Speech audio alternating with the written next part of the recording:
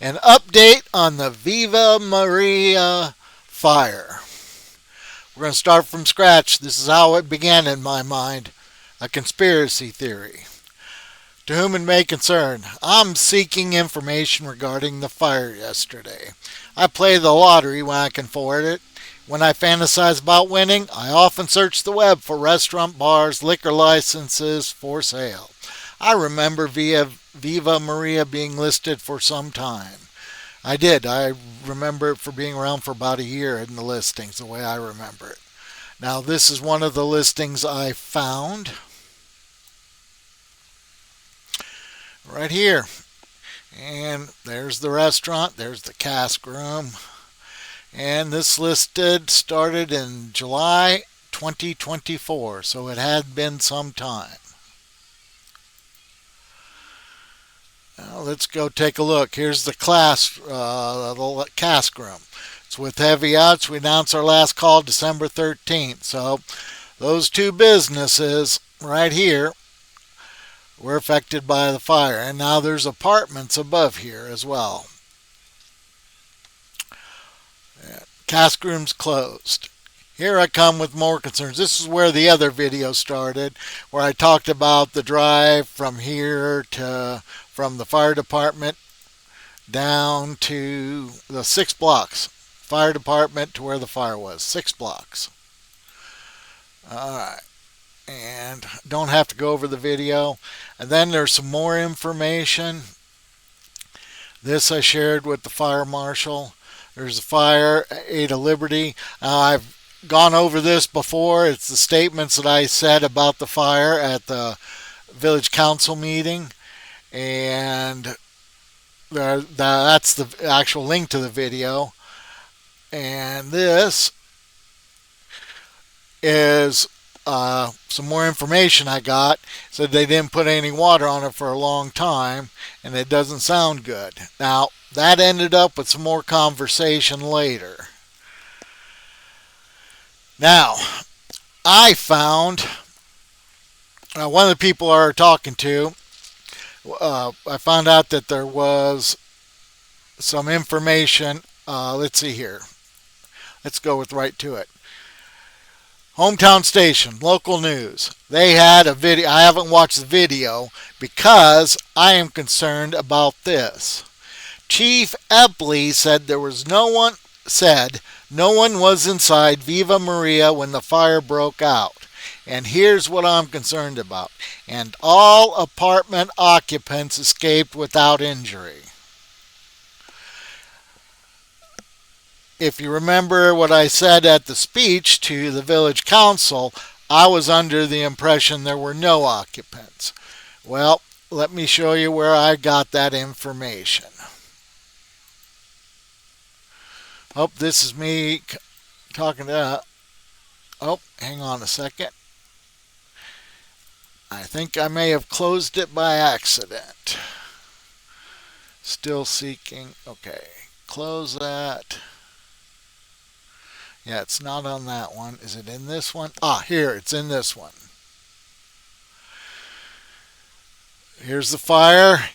Anybody know how many renters lived above the two businesses?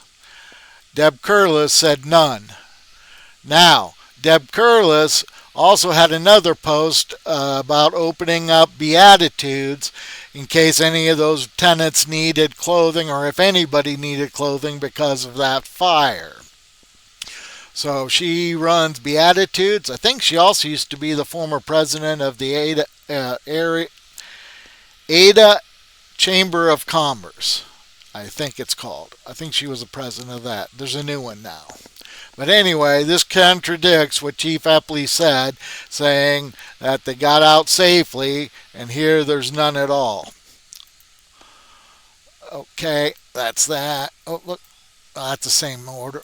Lack of reply, and I think... Oh, I got a lot of pushback with people saying I didn't know anything of what was going on. I was completely ignorant. So I kind of tried to address that in another conversation. To whom it may concern, I've received a lot of pushback on my reporting of my concerns, specifically mentioning my lack of firefighting training. It is true. I did not receive residential or commercial firefighting training. I did receive shipboard firefighter training in the USN Navy, not as a firefighter, but as part of regular training. Now, here's what went on to it. There was a specific part of training that may be applicable, and that's when not to use water. I worked in naval aviation, and the brakes on the aircraft were made of magnesium, and if you put water on that fire, you were just feeding it. So there is a reason not to start putting out a fire, and the one I was told about was magnesium.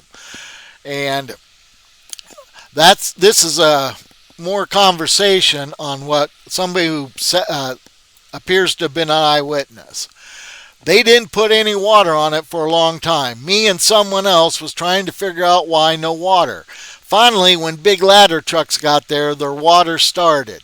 Heard it was too hot to get close enough to put water on till ladders got there. And then this was my reply. Doesn't sound good, a negative perspective, and this is why I've been harping about getting an arson investigation.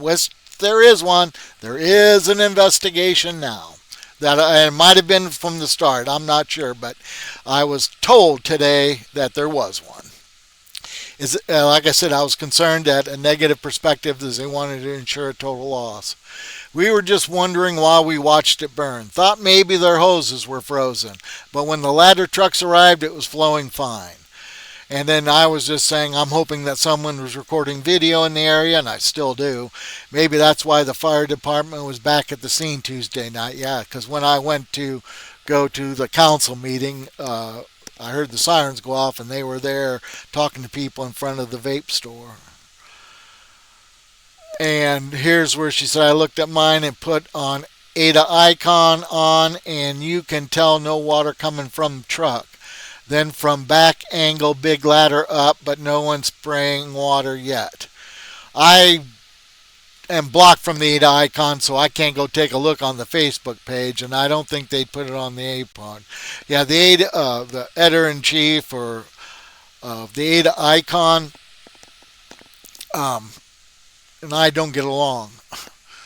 I did some other reporting, and I was hoping that she would assist, but she's not into investigative reporting.